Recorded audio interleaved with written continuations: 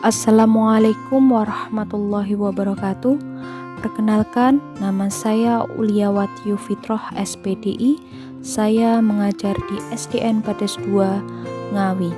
Saya calon guru penggerak angkatan 5. Tujuan pendidikan Ki Hajar Dewantara. Kebudayaan dan pendidikan adalah dua hal yang tidak dapat dipisahkan. Pendidikan adalah landasan pembentukan peradaban, yaitu peradaban bangsa. Kebudayaan tidak bisa diam saja atau statis. Kebudayaan haruslah dinamis, harus bergerak mengikuti perkembangan zaman. Pendidikan juga wajib menjadi dinamis, artinya harus bisa menjawab tuntutan zaman. Menuntun segala kekuatan kodrat yang ada pada anak-anak itu agar mereka sebagai manusia dan anggota masyarakat dapat mencapai keselamatan dan kebahagiaan setinggi-tingginya. Pendidik adalah pamong beserta didik yang menuntun mereka agar tidak kehilangan arah dan menemukan kemerdekaannya dalam belajar. Pendidik bagaikan seorang petani. Petani hanya dapat menuntun tumbuhnya padi.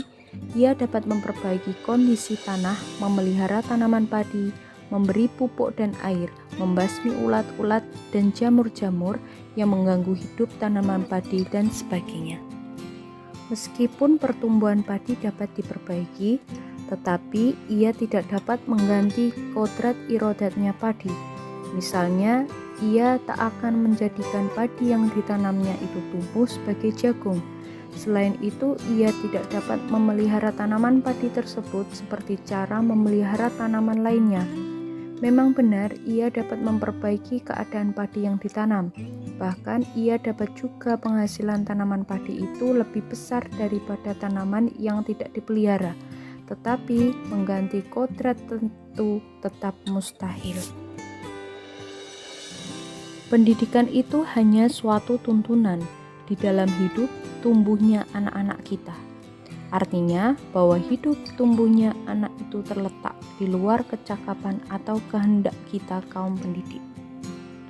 Anak-anak itu sebagai makhluk, manusia, dan benda hidup sehingga mereka hidup dan tumbuh menurut kodratnya sendiri.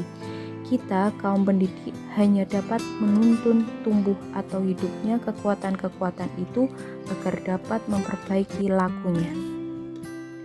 Berdasarkan pemikiran Ki Hajar Dewantara yang saya terapkan pada proses pembelajaran terhadap siswa, menanamkan karakter dan budi pekerti siswa dengan cara memberi contoh tata krama, berkata sopan, dan berperilaku baik. Memberikan pembelajaran yang aktif, menyenangkan, dan berpusat kepada siswa. Anak bebas mengungkapkan pendapatnya.